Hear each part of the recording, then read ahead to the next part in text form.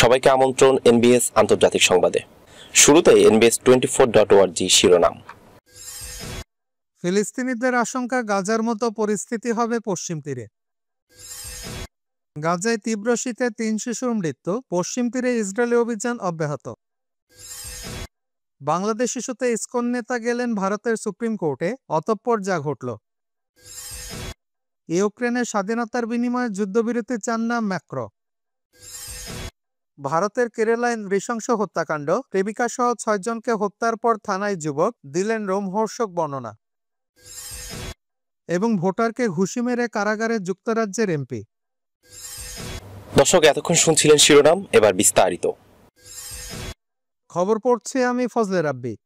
ফিলিস্তিনিদের আশঙ্কা গাজার মতো পরিস্থিতি হবে পশ্চিম তীরে। গাজার পর পশ্চিম তীর, অধিবাসীদের মধ্যে নীরব এক আতঙ্ক।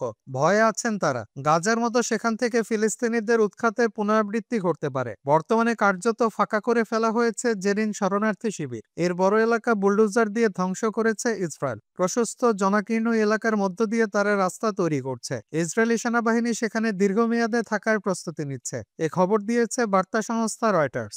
দীর্ঘ ১৫ মাসের যুদ্ধের পর যুদ্ধবিরতি চুক্তিতে সম্মত হয় ফিলিস্তিনের স্বাধীনতাকামী সংগঠন হামাস ও ইসরায়েল। তবে চুক্তি সম্পন্ন হওয়ার একদিন পরই পশ্চিম তীরে অপারেশন পরিচালনা শুরু করে ইসরায়েল। এতে আতঙ্কিত হয়ে পশ্চিম তীরে তুলকারেম শহর ও জেনিনে কমপক্ষে ৪০,০০০ ফিলিস্তিনি ঘরবাড়ি ছাড়তে বাধ্য হন। জেনিন পৌরসভার মুখপাত্র বশির মাহাতেন বলেন, জাবালিয়াতে যা হয়েছে তারই পুনরাবৃত্তি হচ্ছে পশ্চিম তীরের জেনিনে। এ সময় তিনি গাজার উত্তরাঞ্চলে একটি শরণার্থী শিবিরের কথা উল্লেখ করেন, যা এক সপ্তাহের তিক্ত লড়াইয়ের পর ইসরায়েলি সেনাবাহিনী ফাঁকা করে ফেলে। ওই শরণার্থী শিবির বর্তমানে বসবাসের অযোগ্য। তিনি বলেন, বাড়ি অবকাঠামো ধ্বংসের জন্য কমপক্ষে ১২টি বুলডোজার ব্যবহার করা হয় সেখানে। ১৯৪৮ সালের নাকবা বা মহাবিপর্যয়ের পর ঘরছাড়া ফিলিস্তিনিদের বসবাসের জায়গা হয় ওই শরণার্থী শিবিরে। তিনি আরো বলেন, সেখানে ইসরায়েলি সেনাবাহিনীর ইঞ্জিনিয়ারদের একটি টিম লক্ষ্য করা যাচ্ছে। তারা দীর্ঘমেয়াদে সেখানে থাকার প্রস্তুতি নিচ্ছে। প্রায় ১ একরের মতো জায়গা জুড়ে তারা পানির ট্যাঙ্ক ও জেনারেটর এনে রেখেছে। ইসরায়েলি সামরিক বাহিনীর তরফ থেকে অবশ্য এ বিষয়ে তাৎক্ষণিক কোনো মন্তব্য করা হয়নি। তবে রোববার ইসরায়েলের প্রতিরক্ষা মন্ত্রী ইসরায়েল কাজ সেনাদেরকে দীর্ঘমেয়াদে সেখানে অবস্থানের আদেশ দেন। কার্য বলেন, ওই ক্যাম্পে দীর্ঘ সময়ের জন্য ফাঁকা করা হয়েছে। সেখানে যারা বসবাস করতেন তাদের ফিরে আসার কোনো অনুমতি নেই। ২০ বছর আগে হওয়া দ্বিতীয় ইন্তিফাদার পর পশ্চিম তীরের উত্তরাঞ্চলে চলা মাসব্যাপী ইসরায়েলি অপারেশন নজিরবিহীন এক ঘটনা। আর ড্রোন, হেলিকপ্টার সহ ইসরায়েলি সেনারা পশ্চিম তীরে আক্রমণ চালায়। এছাড়া কয়েক যুগের মধ্যে প্রথমবার ভারী ট্যাঙ্ক নিয়ে হামলা চালায় তারা। এ বিষয়ে সাবেক সামরিক গোয়েন্দা মিকায়েল মিলস্টেইন বলেন, তুলকারেম ও জেনিনে উচ্ছেদ চলমান আছে। তিনি বলেন, আমরা জানি না তাদের কৌশল কি, তবে এতে কোনো সন্দেহ নেই ইতিপূর্বে পশ্চিম তীরে এমন কোনো পদক্ষেপ লক্ষ্য করা যায়নি। হামাস, ইসলামিক জিহাদ ও ইরান সমর্থিত জঙ্গি গোষ্ঠী দমনের উদ্দেশ্যে ওই অপারেশন পরিচালনা করা হয় বলে দাবি ইসরায়েলের। তারা দাবি করে, কয়েক যুগ ধরে শরণার্থী শিবিরে ওইসব গোষ্ঠীর সদস্যদের বসবাস। তবে ফিলিস্তিনিরা বলছেন, তাদের বসতবাড়ি ধ্বংস করে ওই জায়গা বসবাসের অনুপযোগী করাই ইসরায়েলের উদ্দেশ্য।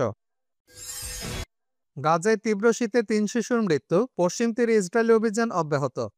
ফিলিস্তিন অবরুদ্ধ গাজা ইতিহাসের এক কঠিন মুহূর্তে গাজার পরিস্থিতি আরো বিপজ্জনক হয়ে উঠেছে। মঙ্গলবার ২৫শে ফেব্রুয়ারি গাজার হাসপাতাল কর্তৃপক্ষ জানায়, তীব্র শীতের কারণে আরো ৩টি শিশুর মৃত্যু হয়েছে। ইসরায়েল গাজার জন্য জরুরি তাঁবু এবং মোবাইল বাড়ি প্রবেশে বাধা দিয়ে এই পরিস্থিতি আরো খারাপ করেছে। এর ফলে শীতের তীব্রতায় অসহায় শিশুরা প্রাণ হারাচ্ছে, যা এই অঞ্চলে মানবিক সংকটে আরো তীব্র করছে।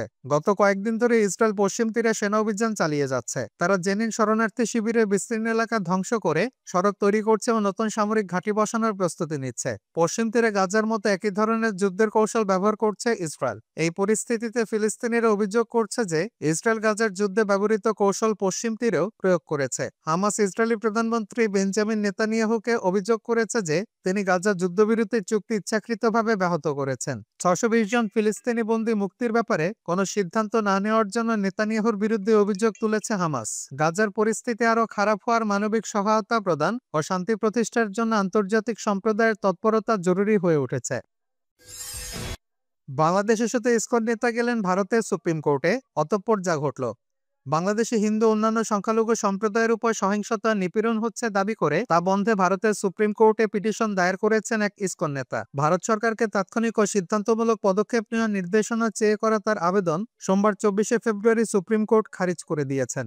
ইসকন মন্দির স্টিয়ারিং বোর্ডের ভাইস চেয়ারম্যান ও লুধিয়ানার ভগবান ও জগন্নাথ রথযাত্রা মহোৎসব কমিটির চেয়ারম্যান রাজেশ ধান্ডা পিটিশনটি করেন। প্রধান বিচারপতি সঞ্জীব খান্নার নেতৃত্বাধীন একটি বেঞ্চ আবেদনটি খারিজ করে দিয়েছেন এবং বলেছেন আদালত কিভাবে অন্য দেশের অভ্যন্তরীণ বিষয়ে মন্তব্য করতে পারে। বেঞ্চ আরও মন্তব্য করেন, আদালতের পক্ষে এ ধরনের বিষয়ে হস্তক্ষেপ করা অত্যন্ত অদ্ভুত হবে। প্রধান বিচারপতি মন্তব্য করেন, এটা আমাদের জন্য মোটেও নয়। আপনার কি মনে হয় সরকার এটা সম্পর্কে অবগত নয়? এই আদালত কিভাবে এই বিষয়ে মন্তব্য করতে পারে? আবেদন ভারতের নাগরিকত্ব সংশোধন আইন 2019-এর অধীনে কাট অফ ডেট বাড়ানোরও দাবি করা হয়েছে, যাতে সাম্প্রতিক শত্রুতার কারণে বাংলাদেশ থেকে পালিয়ে আসা হিন্দুরা ভারতীয় নাগরিকত্বের জন্য আবেদন করতে পারেন। আর অনুরোধ করা হয়েছে বাংলাদেশে অবস্থিত ভারতীয় হাইকমিশনের মাধ্যমে হিন্দু সংখ্যালঘুদের সাহায্য ও সহায়তা প্রদানের জন্য পররাষ্ট্র মন্ত্রণালয় এবং স্বরাষ্ট্র মন্ত্রণালয়কে নির্দেশনা দেওয়া হোক।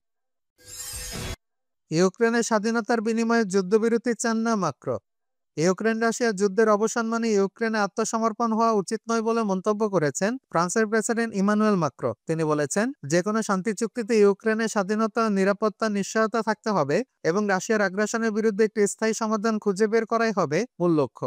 মঙ্গলবার 25শে ফেব্রুয়ারি ব্রিটিশ সংবাদ মাধ্যম বিবিসির এক প্রতিবেদনে এ তথ্য জানা যায়। ফরাসি প্রেসিডেন্ট ইমানুয়েল ম্যাক্রো বর্তমানে যুক্তরাষ্ট্র সফরে রয়েছেন। সেখানে হোয়াইট হাউসে মার্কিন প্রেসিডেন্ট ডোনাল্ড ট্রাম্পের সঙ্গে বৈঠকের পর যৌথ সংবাদ সম্মেলনে তিনি এই মন্তব্য করেন। স্থানীয় সময় সোমবার 24শে ফেব্রুয়ারি অনুষ্ঠিত বৈঠকে ইউক্রেন যুদ্ধের বর্তমান পরিস্থিতি ও সম্ভাব্য শান্তি চুক্তি নিয়ে আলোচনা হয়। বৈঠকের পর সংবাদ সম্মেলনে ম্যাক্রো বলেন, এই শান্তি অর্জন মানে ইউক্রেনে আত্মসমর্পণ হওয়া উচিত নয়। আর যুদ্ধবিরতি হতে হলে অবশ্যই নিরাপত্তা নিশ্চয়তা থাকতে হবে।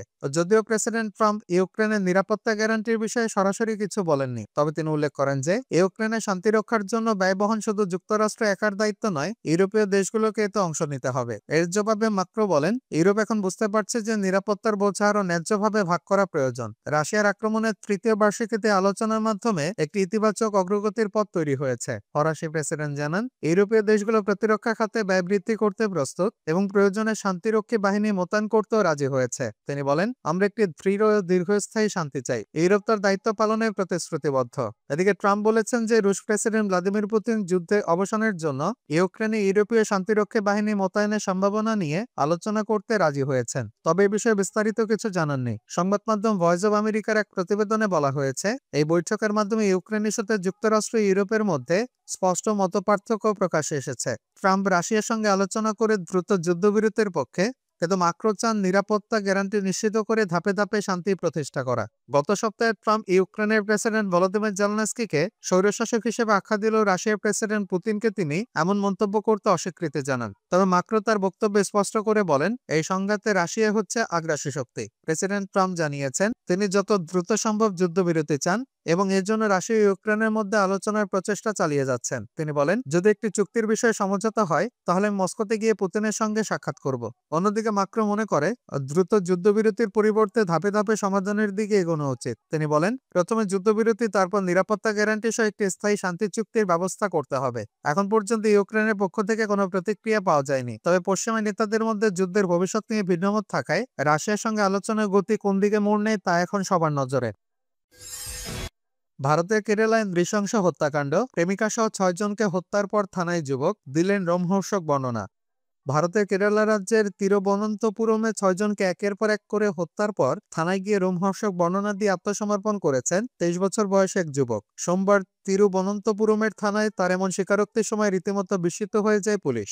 এই ঘটনায় ওই যুবককে আটক করা হয়েছে। দেশটির সংবাদ মাধ্যম এনডিটিভির প্রতিবেদনে বলা হয়েছে, আফফান নামের ওই যুবক থানায় আত্মসমর্পণ করে পুলিশকে জানান তিনি 6 জনকে হত্যা করেছেন। তাদের মধ্যে তার মা, নানি, প্রেমিকা এবং 13 বছর বয়সী ভাইও রয়েছে বলে জানান তিনি। পুলিশ তদন্তে নেমে জানতে পারে 6 জনের উপর নির্মমভাবে আক্রমণ চালিয়েছিলেন আফফান, তবে তার ক্যান্সার আক্রান্ত মা বেঁচে গেছেন। বর্তমানে তাকে একটি স্থানীয় হাসপাতালে ভর্তি করা হয়েছে। তার অবস্থা আশঙ্কাজনক বলে জানা গেছে। পুলিশ কর্মকর্তারা বলেছেন, নৃশংস হত্যাকাণ্ড সংঘটিত করার জন্য বেনজরমুদুতে 3টি বাড়িতে গিয়েছিলেন আফফান। হত্যাকাণ্ড ঘটনার পর পুলিশের কাছে এক একবার এক এক রকম বক্তব্য দিয়েছেন তিনি। তিরুবনন্তপুরম পুলিশের এক কর্মকর্তা বলেন, আফফান বলেছেন তার বাবা দুবাইয়ের একটি দোকানের মালিক। তিনি 75 লাখ রুপি ঋণ নিয়েছিলেন এবং এ কারণে তিনি আর্থিক সমস্যা হচ্ছিলেন। কেউ তাকে সাহায্য করতে রাজি হয়নি। কিন্তু তার বান্ধবী কিভাবে এই ঘটনায় হত্যার শিকার হলো তা পরিষ্কার নয়। পুলিশ বলেছে, প্রথমে তার মা ও প্রেমিকার উপর হামলা চালান আফফান। প্রেমিকা সেই সময় তার বাড়িতেই ছিলেন। ধারালো বস্তু নিয়ে তাদের উপর হামলা করেন। এরপর তার 13 বছর বয়সী ভাইকে হাতুড়ি দিয়ে পিটিয়ে হত্যা করেন। প্রতিবেশীরা বলছেন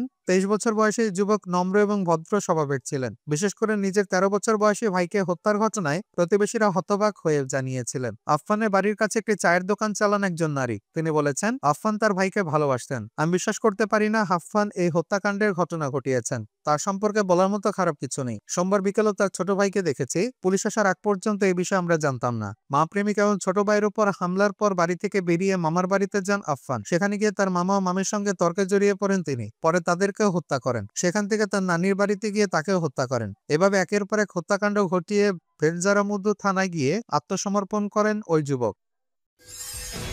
ভোটারকে ঘুষি মেরে কারাগারে যুক্তরাজ্যের এমপি।